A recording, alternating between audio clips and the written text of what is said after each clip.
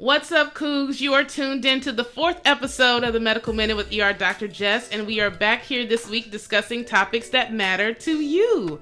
As I state every week, my goal with this show is to shine some light on topics that matter to you guys. I'm sure many of you guys are listening online or on the Coug Radio podcast or wherever you guys listen to your live radio shows, but I do record every Wednesday at 2 p.m. at the University of Houston. So if you have any questions, please stop by Coug Radio Station on the 2nd floor of the UC North or hit me at ER Dr. Jess on Instagram, Facebook, or Twitter. That's at ERDRJESS. Joining us today, we have a very special guest who is very near and dear to me, my friend, fellow UTMB alumni, and now colleague in medicine, Dr. George Adesina. Nice. Dr. Adesina graduated in 2006 from Xavier University in New Orleans. Following undergrad, he completed a master's program in public health from Tulane School of Public Health, and then jumped across the Louisiana-Texas border to attend the University of Texas Medical Branch for medical school, which is where he and I met and spent many years studying, partying, quotation on the studying, crying and questioning life's choices together, where he ultimately earned his medical degree in 2011. After medical school, Dr. Adesina completed his internal medicine residency and cardiology fellowship at Baylor University Medical Center, Dallas in 2017. Throughout the course of his academic career, he has received a number of various honors and awards, including the TDCJ Medical Student of the Year in 2011, the Merck Manual Award for Clinical Excellence in 2010, and he walked away with the first place for his poster project presented at the American College of Physicians, North Texas in 2013. It is an absolute honor to have you on the show today to share your wisdom and knowledge on our topic today. Thank you so much for joining us, Dr. Adesina. Thank you for having me. So I said, I actually went to U of H briefly during the Katrina when I was displaced, so it's good to be here. Yeah. So thank you for welcoming me back. I appreciate it. Absolutely. It's great to have you here. So let's get into it. So I've been getting a lot of questions about vaping. Okay. Is it safe? What are the risks? Can it cause cancer, etc., etc.? Okay. For those of you that don't know, last week Walmart came out and said they were going to will not sell any more e-cigarettes that have become popular in the young adult population. This decision came after a mysterious increase in vaping-related lung diseases across the U.S. that has now affected 530 people and killed 9. That's according to the CDC. However, if you talk to someone at Boston's Children's Hospital, they'll give you a different number. They're quoting 908 confirmed and suspected vaping-related lung injuries, and that's as of September the 20th. That's a lot. That's just one hospital. So that's a crazy amount. Right? We're not even talking about other places, other hospitals, other children's hospitals around the U.S. That's just Boston, and that's just the CDC saying 530. And I mean, that's a huge discrepancy already in numbers. So U.S. officials have not identified the cause of these vaping deaths, but the illness has been reported most often in patients vaping THC and CBD, which, as you know, is the ingredient in marijuana. So cases have been identified in 38 American states, prompting the U.S. Surgeon General to call this an actual epidemic. Okay, so we have a lot to unpack in this episode. Let's get into it. First, I'm sure a lot of you guys have seen your friends with them, seen your kids with them, whatever. What exactly are e-cigarettes?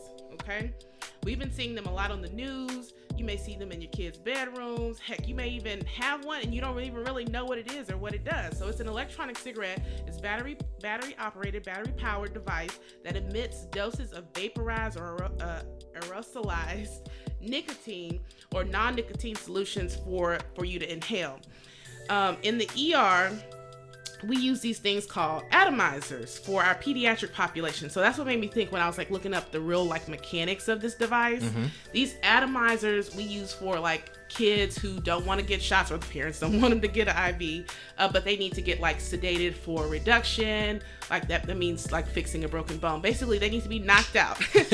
So in simple terms. Right. So we use these atomizers to attach to the medication, and we put the atomizer in their nose, and we like squeeze the medicine through that atomizer really fast, and it turns that water into a vapor. So they kind of like sniff it up, right? And it goes into their system, and we are able to sedate them that way. So this atomizer in this e-cigarette kind of acts, in a similar fashion to that. So what it does, the heat source inside the e-cigarette coupled with the atomizer takes that little nicotine cartridge or that liquid that that folks are putting in the nicotine liquid that they're putting in the e-cigarette, takes that liquid form, uses the atomizer to transition it from a liquid state of matter to a gas vapor, and that is what you inhale.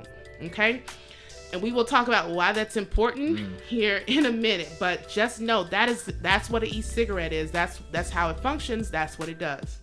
So, as always, like I said, the goal for this show is to answer you all's questions, and here we're going to start off by just answering some of the questions you guys have for us in terms of the safety and e-cigarettes in general. So, are e-cigarettes safer than smoking? So, like I said earlier, Dr. Adesina is a cardiologist. He deals with smoking cessation. That means helping people to stop smoking and teaching them about, their cardiac health and how it relates to smoking. So I'm sure he gets a lot of questions about this. So every day. So what say you, Dr. Adesina? Are e-cigarettes safer than smoking? So it's hard to say, but I always say it's kind of like a Facebook status. It's complicated. So it's yes and no. So I think it's safer than regular cigarettes because clearly it doesn't have the tobacco in it. So some of the carcinogens and the other chemicals that come with a cigarette are in the e-cigarette. The problem is when you vape, though, it actually has a higher percentage or a higher amount of nicotine, and that's where we have the issue. On top of that, too, these vaporized type of products, they're not even regulated, so we don't even really know all the chemicals that go into the e-cigarette as well, too. So it's kind of like playing Russian roulette. Unfortunately, I feel like they marketed this as a safer option to smoking, but we really don't know how safe it actually is. Right. And I agree. So it's like 7,000 chemicals in just a regular cigarette that we know of, and like 60 of those are like carcinogenic, meaning they can cause cancer. We have no idea what's truly in the e-cigarettes because they're not very well regulated, right? And then I think there's an article saying that like they don't even have to list everything that's actually in the actual chemical. Right. So it's like going to like a party and you're drinking like punch out of a tub and you don't even know what's in the tub. So you really don't know. Right. So basically we don't really know the answer. And I was doing some research in preparation for this show, and I thought I came across this kind of funny article that talked about it took us almost 7,000 years to discover that smoking cigarettes and smoking tobacco can cause cancer. And these e-cigarettes have been on the market how long, Dr. Adesina? Like early 2000s, I think. Right. So like I think the article that I found, I guess it was saying it was close to like 2007, which is when we started medical school, which is a crazy thing. So Don't it's be like, telling my age. I mean, let's just say. So these are relatively new. This is a relatively new product, and for us to like have taken it and have, we're using it in restaurants and we're saying that this is the new thing to stop smoking, I think we're being a little premature in our decision to just completely like embrace this e-cigarette and use this as a tool to quit smoking and use it as a substitute. I 100% agree. So, do e-cigarettes really help you quit smoking? Does it really work? So, or what have your patients said? I'm not gonna lie, I was really optimistic when I first started seeing this. So I'm like, everybody's gonna stop smoking. Now, I think it helps you maybe transition to doing something else, because I think it's like that muscle memory of like holding on to something and inhaling something. But the problem is, like we said earlier, the e-cigarettes actually have more nicotine than a regular cigarette does. So even though you might transition from actual cigarette to an e-cigarette, there's a higher chance you're going to be hooked to the e-cigarette because the nicotine value is so high. And that's the thing that causes people to be addicted to smoking. There's actually, I think, we were talking, there's some studies now showing that people who start doing e-cigarettes might actually be a little higher risk to start smoking regular cigarettes. Right. So I'm like, what's really good? Like, are we really doing any good by doing this? We're just swapping out some poison for some other poison, essentially, you know? Exactly, which actually has a higher nicotine content, which is even scarier. So it's like we're getting rid of all those bad toxins because, you know, all of the smoking, PR, you know, things that have come out in the news over the last, you know, 15, 20 years that talk about all the toxins and the rat poison and all the stuff that's in cigarettes. So, yeah, okay, we're going to get rid of cigarettes, but the nicotine companies, you know, they have to kind of market somehow. So now we're pushing this product to our youth where they weren't even smokers before. So now we're getting a whole generation of people that are just smoking, or that are vaping just to be vaping, not necessarily to even stop smoking or not even for smoking cessation, which I think is also really important to highlight too. And that's a scary thing, is that like the flavors and stuff are kind of geared towards younger it's like gummy bear, like, you know, things that are kind of like cutesy and taste well. So they're not saying that it's marketing towards teenagers, but it's like, who's really gonna be smoking that? So it's mainly teenagers. And I mean, they're saying that the latest numbers, it's like, I think the amount of high schoolers doing e-cigarettes is like up by like 80%, and even up to middle school is like 40 to 50%, which I find crazy. Right. Insane. I think they said the highest population of users is between 18 and 34. So, which is, you know, our cougs, our youth, our high school, you know, our high school kids, and even, you know, junior high students. I think the most popular one is this jewel that they're using. Oh yeah, that looks I see like that all USB. the time. Yep. Yeah, so, you know, they're kind of getting under the radar with their parents because the parents think it's a USB. I was talking to one of my colleagues the other day, and she knew we were going to be doing this topic, and she's like, "Oh yeah, I saw this. I saw this in my son's room. I thought, that's a weird looking USB," and it turns out it was one of these jewels. So, and the crazy thing, I don't know if you been around somebody who's used it, because you can't smell anything. Right. Yeah. So you could just be doing it chilling, like doing your regular everyday activity, and you're smoking this whole entire time. Yes. Yep. Exactly. So, interesting to just kind of digest all that information, right? Another question that I thought was interesting that came up was, do e-cigarettes produce any harmful chemicals? So that's, and you know, my wife, not to you know, throw her underneath the bus, but my wife is extra. Hey, Sheila. Oh Lord. So she's extra. So if anyone's smoking around us, especially if it's around our daughter, she'll cough really loud and like, you know, be like trying to let them know we're uncomfortable with them smoking. Right. And I remember I told her, I was like, look, it's an e-cigarette, like it's not that harmful, like calm down. And sure enough, I'm completely wrong. So they've actually done studies for secondhand e-smoking as well too. If you test someone's blood, if they've been around someone who's vaping, they can actually test positive for nicotine. Wow. So it's definitely emitting some type of chemical that, you know, people even around you are able you know, to be exposed to as well. Right. And again, we don't know what all chemicals are listed in, you know, are actually in that product. So who knows what's going on as well too. So I'm sure there's more than what we actually know right now. Right. And that is the most concerning part. The unknown is the scariest part, right? I had a patient smoking he was vaping in the room. And not in the doctor's office. In the office after he had a heart attack. Wow. And you know, I think they have not after he had the heart attack. Two. There's been two. But I feel like they have marketed this so well of it being quote unquote safe that it makes people feel comfortable. Yep. But at the end of the day, again, you're ingesting nicotine. And not only is nicotine, you know, of course you can be addicted to it. It increases your blood pressure, increases your heart rate. And I think there's some cases saying that it increases adrenaline as well too. So it increases the risk of heart attack, of strokes, of, you know, anything cardiovascular that I deal with. It increases the risk of you having that. So we definitely have to take this definitely seriously.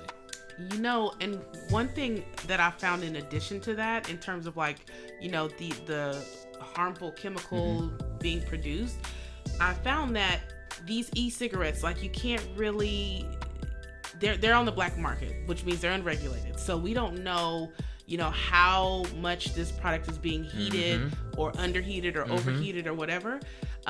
If you overheat that nicotine liquid, it actually produces like a formaldehyde vapor that these kids are inhaling, and that formaldehyde is actually a carcinogen. Yep. So that is definitely a harmful chemical. Now, in terms of like secondhand vapor smoke, I don't know what the risks are there with the formaldehyde, but I mean, just knowing already that, like exactly what you said, being able to test someone, and now we do know that this secondhand vapor can cause, you know, other folks around them to be exposed to nicotine as well. I mean, that's enough for me. Oh, for sure. And a lot of it is, it's about like, and that's why I love your show, because you're spreading useful information that people need to know about. Medical Minute with ER Dr. Jess. Get it. Because I mean, if you think about it, I mean, we're showing our age again, but like for us, it was hookah was like super big. Right. And when I found out that like an hour of smoking hookah was like equivalent to like 40 to like 400 cigarettes, like my face was on the floor after that. So it's like a lot of it is we just have to educate everyone, Right. because 100%. even us being medical professionals, I really didn't even know about vaping and the harms of it until I did my own research. Right.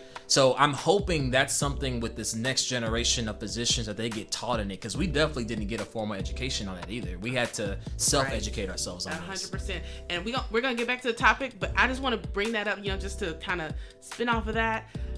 We have to really, like you said, educate ourselves, educate our community, because just like what was it, 1940s, you know, the tobacco companies were marketing cigarettes on big billboard ads and in commercials, and smoking was the cool thing to do. Smoking was the stress reliever. Smoking was all of these things, until years down the line we discovered it was causing all these horrible lung cancers, throat cancers, tongue cancers, all of this stuff. And now, you know, the scary thing is, if you look at the ads for e-cigarettes, it's almost identical to how they marketed the regular tobacco cigarettes, on ads, in commercials, you know, on, now we got social media, for God's sakes. Man, now it's all don't over even social get me media. started. I saw a boomerang of a 12-year-old doing, she my was gosh. vaping, and I wanted to be like, it looks cute now on boomerang, but I mean, when you get lung cancer and half of your teeth are gone, that's not cute at all. That's not cute at all. It's not. When you gum in your food down your throat, you know, that's not cool. Mashed potatoes only.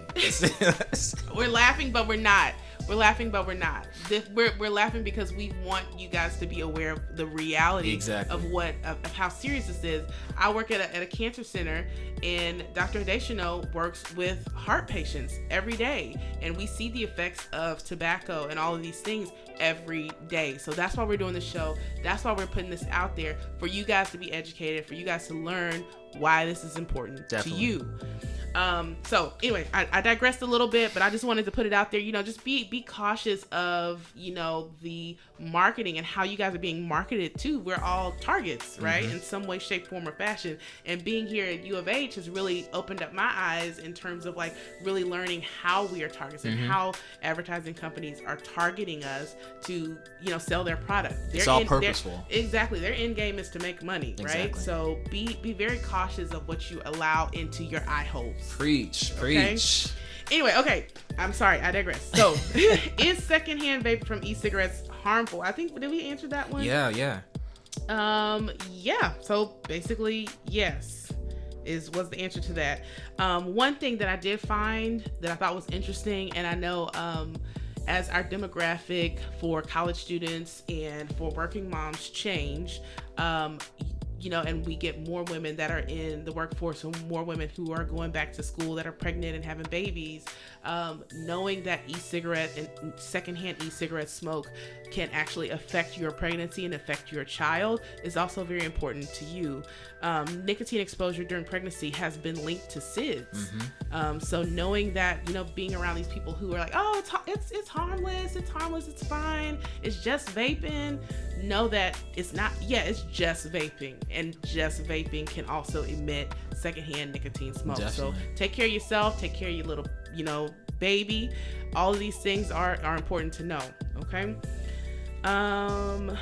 So we've now just bashed e-cigarettes for about 20 minutes. We're just 15, passionate 20 about minutes. It. Passionate. So I'm sure somebody out there thinking, well, shoot. I mean, I got these e-cigarettes to stop smoking a pack a day, and now you're telling me I can't even do my e-cigarettes. So what the heck can I do to stop smoking? There's a lot. I always tell people, if you can stop cold turkey, definitely try to. But of course, it's one of those things where, not only is it addictive, but it gets ingrained in your like daily activity. So, if you can't do it on your own, of course, if you go on the American Heart Association, they always recommend doing like, the nicotine patches, nicotine gum. And then recently, or the past couple of years or so, things like Chantix, which are pills that can actually help crave that carving as well. Craving. And I've actually had a couple of patients say they've been hypnotized, and that's done. This one guy I saw, he has been smoking for 50 years. Like, he has tried everything, Chantix, everything. He got hypnotized and stopped the next day. Wow. So, there's definitely resources out there, but e-cigs, it's not it. Not in regards to trying to stop smoking. It's not it. Right. Yeah, well, that's good information to know. And Dr. Adesina is also on social media. We're gonna post before this show even airs some resources for you guys to use to reach out to help you guys, aid you guys in quitting smoking. So there are resources out there for you, and we're here for you to also help you. So please note that, okay? Another important question. I know we're running low on time, but I definitely want to get to this one also. Someone asked, they've been doing marijuana for years, and now they started using the THC and the CBD oil in the pens.